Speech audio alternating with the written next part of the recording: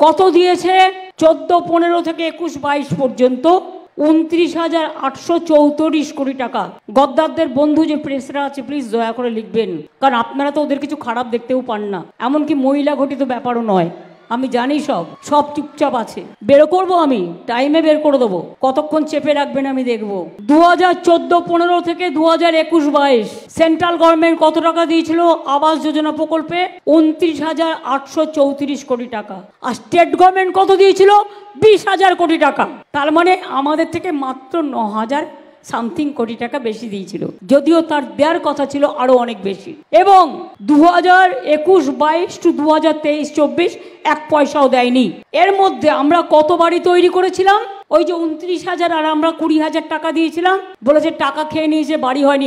43 লাখ বাড়ি হয়েছে। জবাব দিন, হয় সত্যি কথা স্বীকার করুন, আর তা নালে বলুন মিথ্যা বলেছি, জনগণের কাছে ক্ষমা চান। তাছাড়াও আরো 11 লক্ষ বাড়ি তৈরি করবার জন্য ক্লিয়ারেন্স দেওয়ার পরেও দেয়নি। আমরা বলেছি মে মাস পর্যন্ত অপেক্ষা করব, যদি না দেয় তাহলে আমরা মে মাসের প্রথম দিকে আপনাদের 11 লক্ষ বাড়ি আমরা রাজ্য সরকার থেকেই করে দেব, যাদের করব বলেও করা হয়নি। এবং এছাড়াও আমরা নিজেদের টাকা দিয়ে আরো প্রায় 10 লাখের মতো বাড়ি করে দিয়েছি, যেখানে সেন্ট্রাল গভর্নমেন্ট তার নিজস্ব টাকা দেয়নি। রাস্তার টাকা দেয় না, বন্ধ। পথশ্রী 1 কারা করেছে? আমরা করেছি। পথশ্রী 2 কারা করেছে? আমরা করেছি। পথশ্রী 3 কারা করেছে? আমরা করেছি। এই তো রিসেন্ট 22,000 রাস্তা নতুন করে করবার জন্য টাকা দিয়েছি। টাকাটা কোথা থেকে আসবে একবারও ভেবে দেখেছেন কি বিজেপি?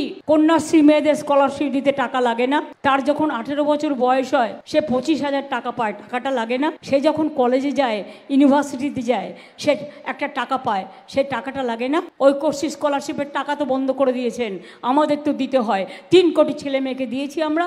কন্যাশ্রীও মনে রাখবে 85 লক্ষ ছিলে, আজকে 95 লক্ষ হয়েছে। তোমরা আগামী দিনে 1 কোটি ছাড়িয়ে যাবে। মেধাশ্রী ওবিসিতে যারা স্কলারশিপ পেতে বন্ধ করে দিল, সুস্বাস্থ্য কেন্দ্রের টাকা বন্ধ করে দিল, রাস্তার টাকা বন্ধ করে দিল, 100 দিনের টাকা বন্ধ করে দিল।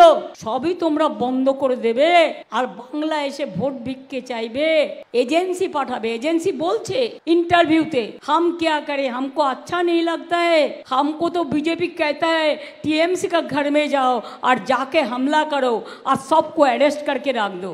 এমনি যদি জিততে পারেন তাহলে এসব করার দরকার কি? আসুন না, লড়াইটা সামনাসামনি জনগণের হোক, জনগণকে ভোট দিতে অ্যালাউ করুন। জনগণ যা সিদ্ধান্ত নেবে সেটাই হবে সিদ্ধান্ত গণতন্ত্রে। এত ভয় কিসের?